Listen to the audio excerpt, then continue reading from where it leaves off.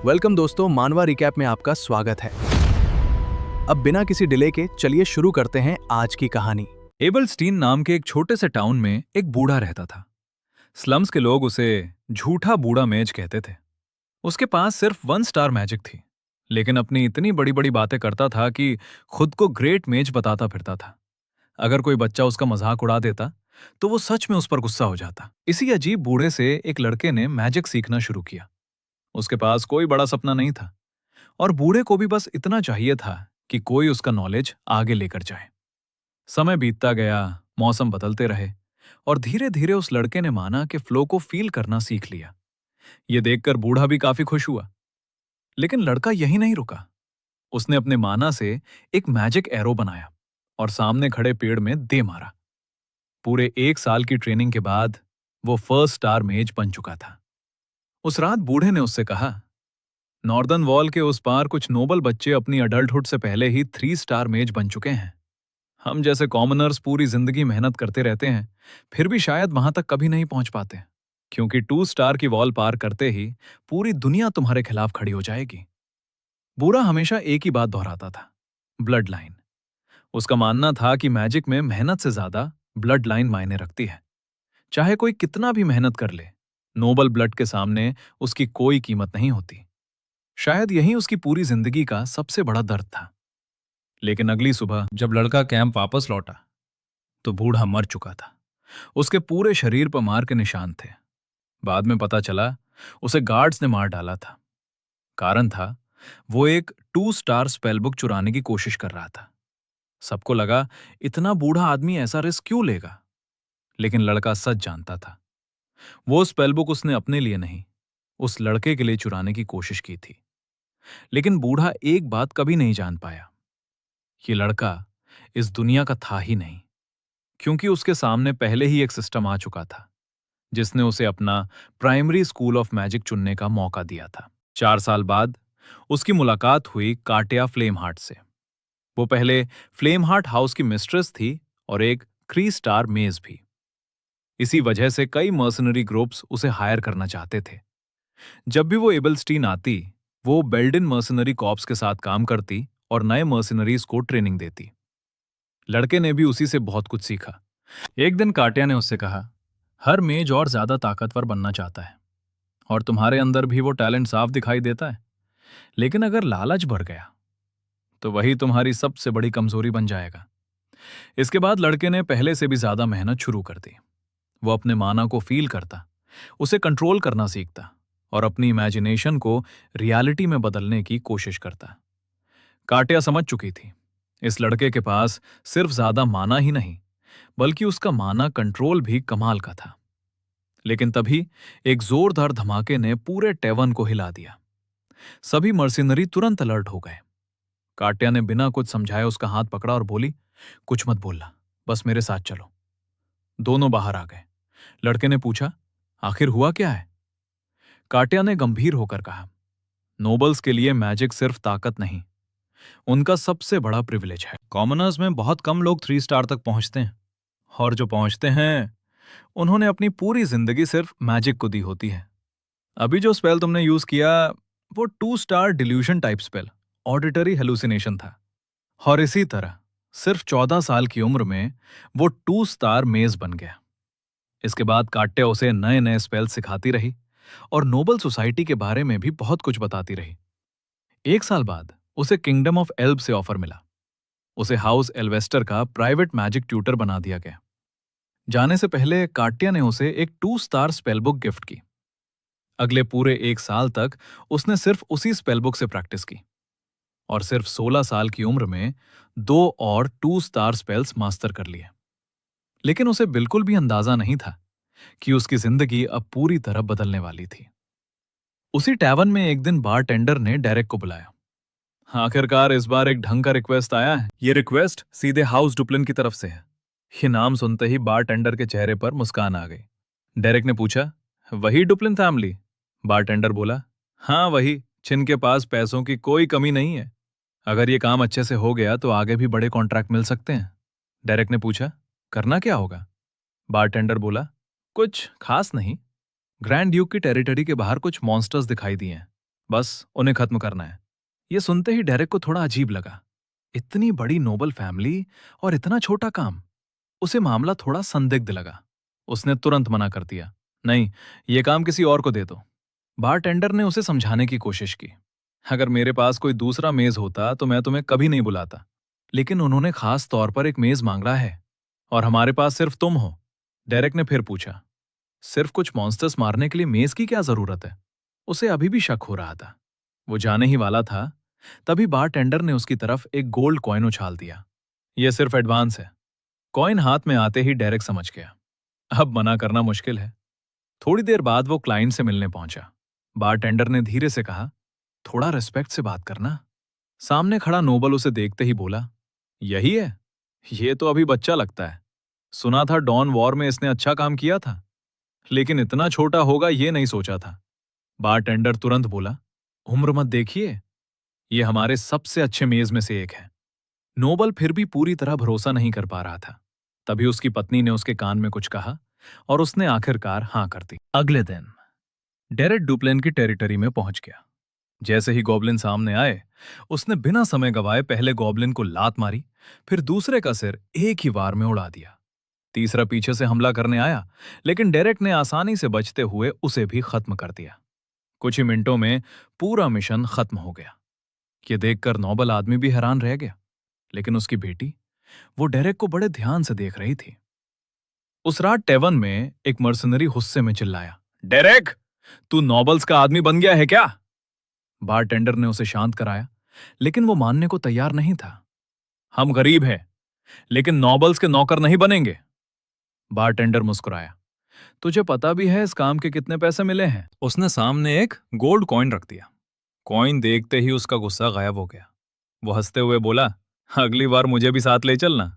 थोड़ी देर बाद बारटेंडर ने डेरेक से पूछा, मिशन कैसा रहा? डेरेक बोला, मॉन्स्टर्स तो आसानी से खत्म हो गए, लेकिन क्लाइंट्स तीनों झूठ बोल रहे थे। जो खुद को डिस्पैच ऑफिसर बता रहा था, वो डिस्पैच ऑफिसर था ही नहीं। जो औरत खुद को मेड बता रही थी, उसके हाथ देखकर साफ पता चल रहा था कि उसने कभी काम नहीं किया। और तीसरा आदमी भी अपनी असली पहचान छुपा रहा था। तीनों कुछ ना कुछ छुपा रहे थे। बारटेंडर ने गहरी सांस ली। डेरेक, हम सिर्फ मर्सिनरी हैं। क्लाइंट्स की पर्सनल लाइफ में पढ़ना हमारा काम नहीं। काम करो, पैसे लो और वापस आ जाओ। इस दुनिया में सबसे जरूरी चीज जिंदा रहना था। अगले दिन डेरेक ने बाकी बचे गॉब्लिन भी खत्म कर दिए। अब पूरा इलाका सुरक्षित था। मिशन खत्म होते ही वही नोबल उसके पास आया। बहुत बढ़िया काम किया। फिर उसने डेरेक की तरफ देखा और कहा, मेरे पास तुम्हारे लिए एक और काम है। इस बार पेमेंट होगी 15 गोल्ड कॉइन्स। इतनी बड़ी रकम सुनकर डेरेक भी कुछ पल के लिए चुप हो गया और आखिरकार उसने ये ऑफर स्वीकार कर लिया। कुछ देर बाद डेरेक और जेडन को करेज में बैठाकर सीधे डुप्लन मेंशन ले जाया गया। इतना बड़ा मेंशन देखकर जेडन भी हैरान रह गया। उसने हंसते हुए कहा, इतना बड़ा घर मैंने आज तक नहीं देखा। अंदर जाने से पहले उनके सामने एक आदमी आया। उसने कहा, मेरा नाम डोंग है। मैं ग्रैंड ड्यूक डुप्लेन का ग्रैंड स्टुअर्ड हूं। पिछली बार अपनी पहचान छुपाने के लिए माफी चाहता हूं। इसके बाद एक और महिला सामने आई। मैं कैटरीना हूं, ग्रैंड ड्यूक की हेड अटेंडेंट। जेडन ने भी अपना परिचय दिया। मैं जेडन हूं, बेल्डिन मर्सनरी कॉर्प्स का कैप्टन, और साथ में टेवन भी चलाता हूं। डेरेक अब समझ चुका था। पिछला मिशन जितना आसान दिख रहा था, असल में मामला उससे कहीं ज्यादा बड़ा था। उसी समय मेंशन के अंदर ग्रैंड ड्यूक के स्टडी रूम में दरवाजा अचानक जोर से खुला। अंदर उनका बेटा रेग गुस्से में आया। फादर, अब बहुत हो गया। ग्रैंड ड्यूक शांत आवाज में बोले, पहले आराम से बात करो। लेकिन रेग नहीं रुका। देला हर दिन हद पार करती जा रही है। अब तो उसने सर्वेंट्स पर हाथ उठाना भी शुरू कर दिया है। तभी उसका बड़ा भाई वैलेरियन बीच में बोला, अपनी आवाज नीचे रखो। लेकिन रेग लगातार बोलता रहा। पिछले महीने ही कई सर्वेंट्स नौकरी छोड़कर चले गए। जब भी देला का मूड खराब होता है, वो पूरे मेंशन में हंगामा मचा देती है। आखिर कब तक हम उसकी हरकतें सहते रहेंगे? वैलेरियन गुस्से में खड़ा हो गया। बस, अब बहुत हो गया, यहां से चले जाओ। लेकिन जाते जाते रेग एक बात बोल ही गया। एक दिन आपको फैसला लेना ही पड़ेगा। कमरे में फिर से सन्नाटा छा गया। उधर आइसेलिन डेरेक को मेंशन घुमा रही थी। चलते चलते उसने पूछा, क्या तुमने मेरी छोटी बहन दिला के बारे में कुछ सुना है? डेरेक ने जवाब दिया, सिर्फ फैमिली रजिस्टर में उसका नाम देखा है, उससे ज्यादा कुछ नहीं। आइसेलिन हल्का सा मुस्कुराई। मुझे पता था। वैसे भी उसके बारे में बाहर बहुत कम लोग जानते हैं। तभी सामने से रेग और वेलेरियन आते दिखाई दिए। दोनों ने आइसेलिन का स्वागत किया, लेकिन डेरेक की नजर एक मेड पर पड़ी जो चुपचाप रो रही थी। उसी पल उसे महसूस हो गया, इस फैमिली के अंदर कुछ बहुत बड़ा छुपा हुआ है। कुछ देर बाद सभी ग्रैंड ड्यूक के स्टडी रूम में पहुंचे। आइसेलिन बोली, फादर, यही वो मैजिक ट्यूटर हैं जो अब देला की ट्रेनिंग करेंगे। ग्रैंड ड्यूक ने बस एक नजर डेरेक को देखा और फिर वापस अपने काम में लग गए। आइसेलिन समझ गई कि वो बिजी हैं। वो बाहर जाने लगी, लेकिन तभी ग्रैंड ड्यूक ने डेरेक को रोक लिया। बाकी सब बाहर जाओ, मुझे इससे अकेले बात करनी है। कमरे में अब सिर्फ दोनों ही थे। ग्रैंड ड्यूक ने बिना ऊपर देखे पूछा, उम्र? 16 साल। कितनी मैजिक आती है? डेरेक ने जानबूझकर झूठ बोला, सिर्फ थोड़ी बहुत 1 स्टार मैजिक। ग्रैंड ड्यूक हल्का सा मुस्कुराए, मेरे सामने झूठ बोलने की जरूरत नहीं है। उसी पल डेरेक समझ गया, ये कोई आम नोबल नहीं, बल्कि 5 स्टार मेज है। उसने तुरंत माफी मांग ली। ग्रैंड ड्यूक बोले, कोई बात नहीं, मैं समझ सकता हूं, कभी कभी ज्यादा टैलेंट भी मुसीबत बन जाता है। फिर उन्होंने कहा, सुना है तुम मर्सिनरी हो? डेरेक ने सिर हिलाया। जी। ग्रैंड ड्यूक बोले, देला मेंशन के एनेक्स में रहती है। आज से उसकी ट्रेनिंग तुम्हारी जिम्मेदारी है। डेरेक जाने ही वाला था, लेकिन उसने एक सवाल पूछ लिया, अगर उसे सिखाने के लिए मुझे सख्ती करनी पड़े तो मुझे कितनी अथॉरिटी मिलेगी? ग्रैंड ड्यूक ने बिना सोचे जवाब दिया, जितनी जरूरत हो उतनी। उधर देला अपने कमरे में एक मेड पर प्लेट फेंक चुकी थी। बेचारी मेड बार बार माफी मांग रही थी, लेकिन देला का गुस्सा शांत नहीं हो रहा था। मेरी नजरों से दूर हो जाओ और दोबारा मेरे सामने मत आना। दूसरी तरफ जेडन आइसेलिन से पूछ रहा था, इतने बड़े नोबल हाउस में तुमने डेरेक को ही क्यों चुना? आइसेलिन ने गहरी सांस ली। मैंने कई बड़े मैजिक टीचर्स को बुलाया, लेकिन सब हार मान दे। इसलिए मैंने सोचा, इस बार किसी ऐसे इंसान को मौका दिया जाए जो किताबों से नहीं बल्कि असली दुनिया में मैजिक इस्तेमाल करता हो। जेडन मुस्कुराया।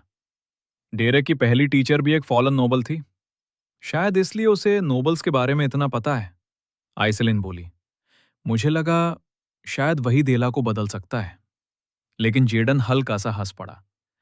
तुम अभी भी डेरेक को ठीक से नहीं जानती। वो बचपन से सड़कों पर पला है। ऐसे लोग सिर्फ दयालु होकर जिंदा नहीं रहते, जरूरत पड़ने पर उन्हें बहुत खतरनाक भी बनना पड़ता है। उसी समय डेरेक आखिरकार देला के कमरे के सामने पहुंच गया। उसने दरवाजा खटखटाया। अंदर से आवाज आई, अंदर आ जाओ। जैसे ही डेरेक अंदर गया, देला के चेहरे पर हल्की सी मुस्कान आ गई, लेकिन अगले ही पल पूरी बाल्टी का गंदा पानी सीधे डेरेक के ऊपर गिर गया। देला हंसते हुए बोली, हो, मुझे लगा कोई गटर का चूहा अंदर आ गया। तुम ही हो ना वो नए मैजिक ट्यूटर? इतना कहकर उसने बचा हुआ पानी भी उसके ऊपर उड़ेल दिया। अब ठीक लग रहे हो। लेकिन हैरानी की बात यह थी, डेरेक के चेहरे पर जरा सा भी गुस्सा नहीं था, और यही देखकर देला पहली बार असहज महसूस करने लगी। देला को समझ ही नहीं आ रहा था कि डेरेक पर उसके किसी भी मजाक का असर क्यों नहीं हो रहा। गुस्से में उसने डेरेक को एक जोरदार लात मारी और बेड पर बैठते हुए बोली, तुम जैसे कॉमनर मुझे मैजिक सिखाओगे? पहले अपनी औकात देखो। तुम लोगों की बदबू यहां तक आ रही है। उधर ग्रैंड ड्यूक के शब्द अभी भी डेरेक के दिमाग में घूम रहे थे, जितनी जरूरत हो उतनी अथॉरिटी तुम्हारे पास है। बस अगले ही सेकंड चटाक, डेरेक ने देला को जोरदार थप्पड़ मार दिया। देला वहीं की वहीं जम गई। उसे यकीन ही नहीं हुआ, एक कॉमनर ने उस पर हाथ उठा दिया। लेकिन डेरेक बिल्कुल शांत था। उसने सिर्फ इतना कहा, खड़ी हो जाओ, अभी बात खत्म नहीं हुई है। उसी पल उसे अपनी टीचर काटिया की एक बात याद आई। एक बार उसने काटिया से पूछा था, अगर कोई स्टूडेंट बिल्कुल भी बात ना माने तो क्या करेंगे? काटिया मुस्कुराई थी। पहले उसे समझने की कोशिश करूंगी, उसका दर्द समझूंगी, फिर धीरे धीरे सही रास्ता दिखाऊंगी। लेकिन उसने एक और बात कही थी, अगर समझाने से भी कुछ ना बदले तो कभी कभी फियर सबसे अच्छा टीचर बन जाता है। डेरेक वापस वर्तमान में आया। उसने देला की आंखों में देखते हुए कहा, आज से पहला रूल, हर इंसान के साथ रिस्पेक्ट से पेश आना सीखो। देला गुस्से में खड़ी हुई और उसने भी डेरेक को थप्पड़ मार दिया। तुम्हारी हिम्मत कैसे हुई मुझे हाथ लगाने की? चटाक। इस बार डेरेक ने फिर उसे थप्पड़ मार दिया। मुझे एक ही बात 2 बार बोलना पसंद नहीं है। रिस्पेक्ट देना सीखो। अब देला जोर जोर से चिल्लाने लगी, ग्रैंड स्टुअर्ट, जल्दी आइए, इस कॉमनर ने मुझे मारा है। शोर सुनकर ग्रैंड स्टुअर्ट तुरंत कमरे में पहुंचे। उन्होंने गुस्से में डेरेक की तरफ देखा। तुम कर क्या रहे हो? तुम्हें पता भी है तुमने किस पर हाथ उठाया है? डेरेक ने बिना घबराए अपनी जेब से एक स्क्रॉल निकाला। पहले ये पढ़ लीजिए। ग्रैंड स्टुअर्ट ने स्क्रॉल खोला। उसमें ग्रैंड ड्यूक का ऑर्डर लिखा था। देला की ट्रेनिंग के दौरान डेरेक को पूरी अथॉरिटी दी जाती है। जरूरत पड़ने पर वो कोई भी तरीका इस्तेमाल कर सकता है। ये पढ़ते ही ग्रैंड स्टुअर्ट चुप हो गए, क्योंकि ये ऑर्डर खुद ग्रैंड ड्यूक का था। उस रात जब वेलेरियन को यह बात पता चली, वो गुस्से में सीधे डेरेक के कमरे में पहुंच गया। उसने आते ही डेरेक की कॉलर पकड़ ली। तुमने देला पर हाथ कैसे उठाया? मामला और बिगड़ता उससे पहले ही रैग बीच में आ गया। पहले इसकी बात तो सुन लो, डेरेक ने शांत आवाज में कहा। मैंने वही किया है जिसकी परमिशन मुझे ग्रैंड ड्यूक ने दी है। रैग ने भी वेलेरियन को समझाया, ये आइसेलिन का चुना हुआ इंसान है और फादर ने खुद इसे अथॉरिटी दी है। कुछ देर बाद वेलेरियन डेरेक को अपने साथ ले गया। वो उसे मेंशन के एक पुराने कमरे में लेकर पहुंचा। यह कभी देला का कमरा था। कमरे में चारों तरफ पेंटिंग्स और ड्राइंग्स रखी हुई थी। वेलेरियन ने एक पेंटिंग उठाई। देला को बचपन से पेंटिंग करना बहुत पसंद था। जब भी कुछ बनाती सबसे पहले मुझे दिखाती थी। उसके चेहरे पर हल्की सी मुस्कान आ गई, लेकिन उसने कभी भी अपनी कोई पेंटिंग पूरी नहीं की। जिस हिस्से में उसका मन लगता बस वही बनाती, बाकी कैनवस खाली छोड़ देती। कुछ देर चुप रहने के बाद उसने कहा, देला बुरी लड़की नहीं है। उसके साथ कुछ ऐसा हुआ जिसके बाद वो पूरी तरह बदल गई। धीरे धीरे उसे मेंशन से हटाकर एनेक्स में भेज दिया गया। आज तक किसी को नहीं पता उसके साथ आखिर हुआ क्या था। उसकी आवाज भर आई, प्लीज उसे मॉनेस्ट्री मत जाने देना। अगर वो सिर्फ 1 स्टार मैजिक भी सीख जाए तो मैं फादर को मना लूंगा। शायद तुम ही उसकी आखिरी उम्मीद हो। डेरेक चुपचाप कमरे में रखी किताबें देखने लगा। हर किताब में देला के हाथ से लिखे हुए नोट्स थे। उसने पूछा, ये सारी स्कूल ऑफ रेगुलेशंस की किताबें हैं? वेलेरियन ने सिर हिलाया। हाँ। डेरेक ने किताब बंद की। समझ गया, इस बार मैं पूरी कोशिश करूंगा। उसी रात देला आराम से सो रही थी। अचानक छपाक, बर्फ जैसा ठंडा पानी सीधे उसके ऊपर गिरा। वो घबरा कर उठ बैठी। तुम पागल हो गए हो क्या? लेकिन डेरेक ने उसकी एक नहीं सुनी। उसने उसका हाथ पकड़ा। चलो, आज से असली ट्रेनिंग शुरू होगी। देला लगातार चिल्लाती रही, मेरा हाथ छोड़ो, तुम मुझे कहां ले जा रहे हो?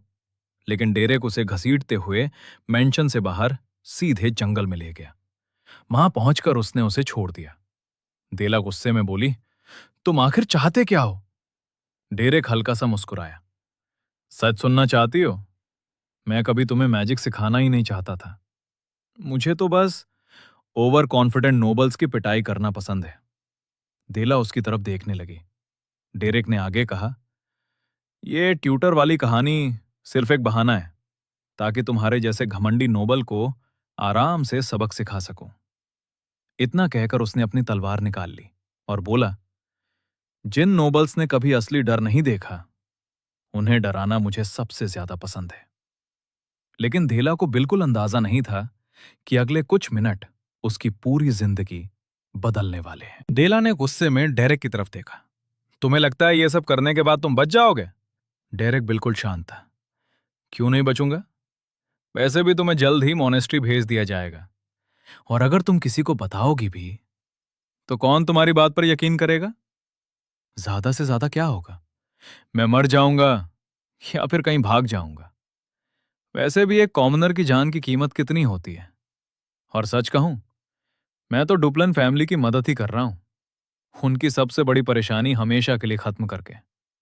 ये सुनते ही देला के पैरों तले जमीन खिसक गई। उसे पहली बार लगा ये आदमी सच में उसे मार सकता है। बिना एक सेकंड गवाए वो जंगल की तरफ भागने लगी। उसके दिमाग में सिर्फ एक ही बात चल रही थी, अगर मैं सीधे मेंशन भागी तो ये मुझे पकड़ लेगा। पहले जंगल के अंदर जाना होगा, क्योंकि इस जंगल को वो बचपन से जानती थी। लेकिन तभी उसके पीछे अचानक तेज रोशनी चमकी। वो पलटकर देखती है तो डेरेक के हाथ में एक विशाल फायर बॉल तैयार था।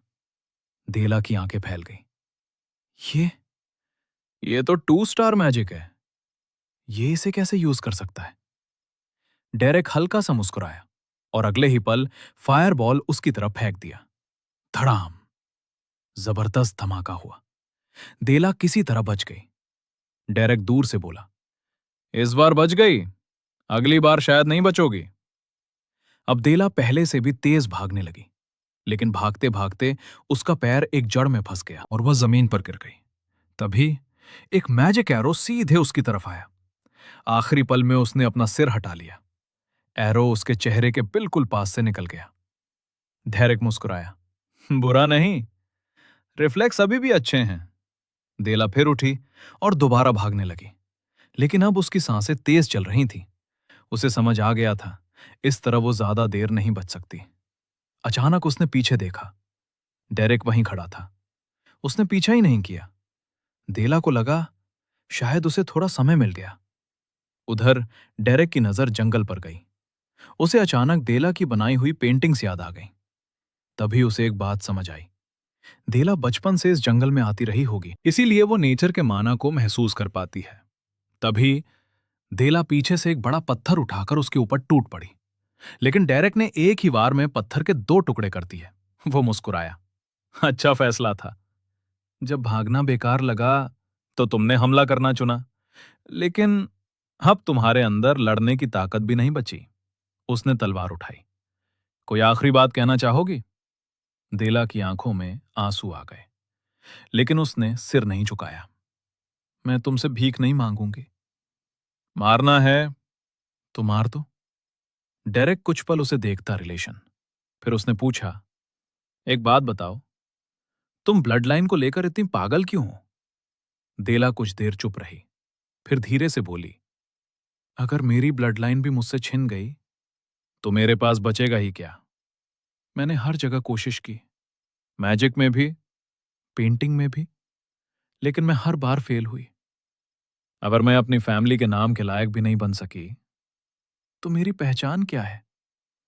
ब्लड लाइन के बिना मैं आखिर हूं कौन?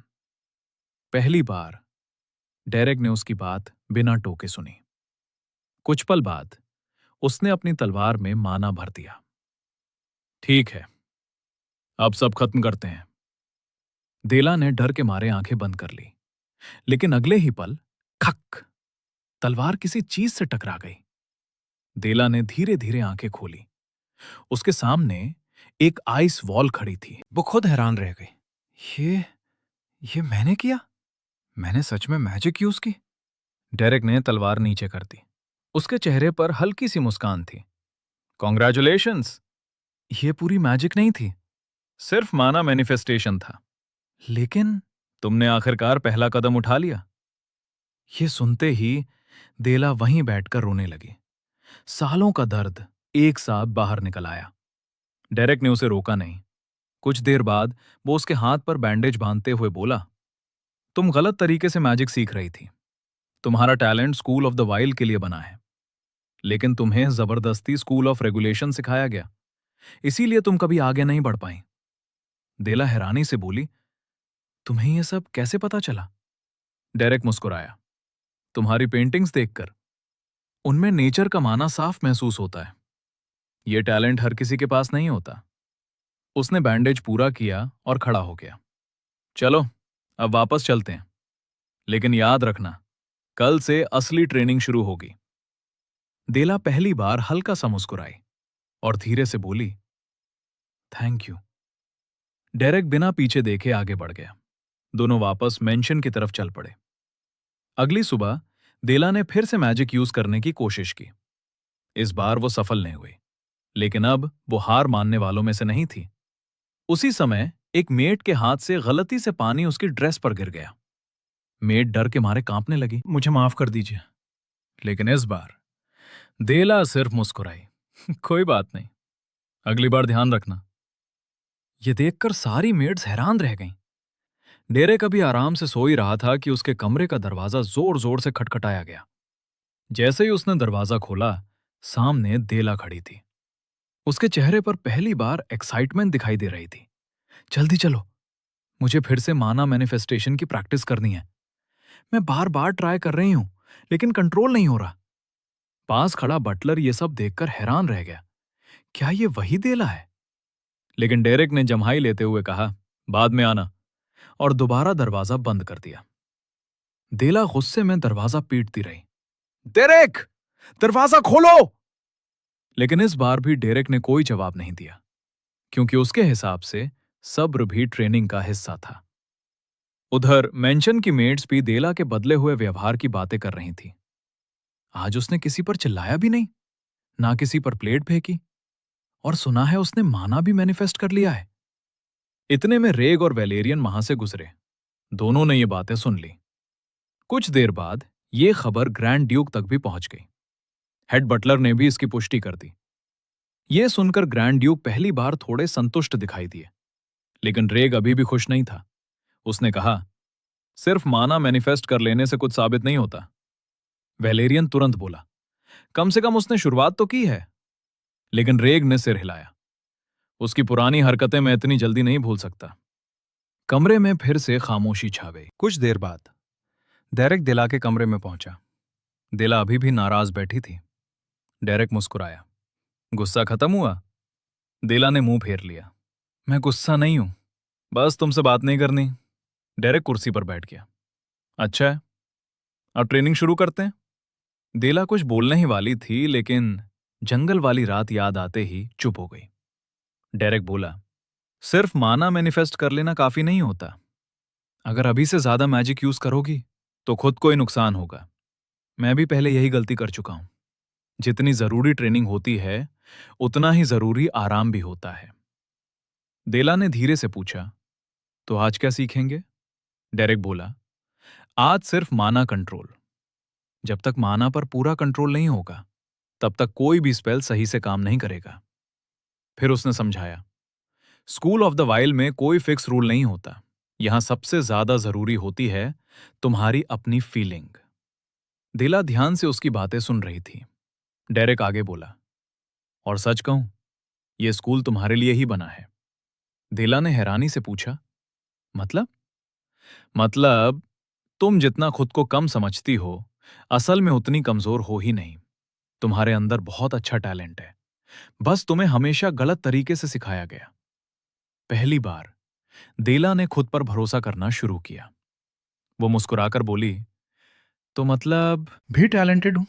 डेरेक हंस पड़ा। हाँ, लेकिन अभी खुद को जीनियस मत समझ लेना। दोनों हल्का सा हंस पड़े। देला हर दिन पहले से बेहतर होती जा रही थी। अब वो हर सुबह खुद डेरेक के पास पहुंच जाती। एक दिन वो भागते हुए आई। देखो, मैं आखिरकार माना को अपनी मर्जी से कंट्रोल कर पा रही हूं। उसकी खुशी देखकर डेरेक भी हल्का सा मुस्कुरा दिया। कुछ दिन बाद वेलेरियन ने डेरेक को बुलाया। मुझे तुमसे एक जरूरी बात करनी है। उसने पूछा, देला की ट्रेनिंग कैसी चल रही है? डेरेक ने जवाब दिया, काफी अच्छी, लेकिन 1 स्टार मैजिक सीखने में अभी थोड़ा समय लगेगा। वेलेरियन ने सिर हिलाया। मुझे भी यही उम्मीद थी। फिर वो थोड़ा गंभीर हो गया। वैसे अगले हफ्ते मेरी माँ वापस आ रही हैं, और वो इतनी आसान इंसान नहीं है। उन्हें शायद पसंद नहीं आएगा कि एक कॉमनर देला का मैजिक ट्यूटर बने। डेरेक ने शांत आवाज में कहा, मुझे फर्क नहीं पड़ता, मैं सिर्फ अपना काम कर रहा हूं। वेलेरियन हल्का सा मुस्कुराया। यही बात तुम्हें बाकी लोगों से अलग बनाती है। कुछ पल चुप रहने के बाद उसने अपनी जेब से एक छोटी सी डॉल निकाली। ये देखो, ये मैंने खुद बनाई है। क्या ये देला जैसी नहीं लग रही? डेरेक ने डॉल को कुछ सेकंड देखा, फिर पूरी गंभीरता से बोला, ये देला की डॉल है? या किसी पर कर्ज करने वाला पुतला? एक सेकंड की खामोशी और फिर वेलेरियन का चेहरा उतर गया। पहली बार। डेरेक भी हल्का सा हंस पड़ा। कुछ ही दिनों बाद मुरिएला डुप्लन मेंशन वापस लौटी। जैसे ही उनकी नजर डेरेक पर पड़ी, उन्होंने कहा, मैंने तुम्हारे बारे में काफी सुना है। लगता है आखिरकार देला को कोई अच्छा मैजिक टीचर मिल ही गया। फिर उन्होंने मुस्कुराकर कहा, अगर तुम्हें बुरा ना लगे तो मैं तुम्हें एक गिफ्ट देना चाहती हूं। डेरेक ने विनम्रता से जवाब दिया, माफ कीजिए, मैं किसी नोबल फैमिली से नहीं हूं। मैं सिर्फ एक कॉमनर हूं। ये सुनते ही मुरिएला का चेहरा बदल गया। उन्हें बिल्कुल उम्मीद नहीं थी कि उनकी बेटी का मैजिक ट्यूटर एक कॉमनर होगा। उधर मुरिएला सीधे ग्रैंड ड्यूक के स्टडी रूम में पहुंची। आपने ये क्या किया है? देला को पढ़ाने के लिए एक कॉमनर रख लिया? ग्रैंड ड्यूक शांत आवाज में बोले, पहले बैठ जाओ। लेकिन मुरिएला का गुस्सा कम नहीं हुआ। इतने बड़े बड़े मैजिक टीचर्स मौजूद हैं, फिर एक मर्सिनरी को क्यों चुना? ग्रैंड ड्यूक ने जवाब दिया, क्योंकि बाकी सभी टीचर्स पहले ही मना कर चुके थे। और डेरेक को आइसेलिन ने चुना है, मुरिएला बोली। लेकिन नोबल सोसाइटी क्या सोचेगी? अगर सबको पता चल गया कि डुप्लन फैमिली की बेटी को एक बिना सरनेम वाला कॉमनर पढ़ा रहा है, तो हमारी बदनामी होगी। तभी वेलेरियन भी वहां आ गया। मां, कम से कम पहले रिजल्ट्स तो देख लीजिए। लेकिन मुरिएला मानने को तैयार नहीं थी।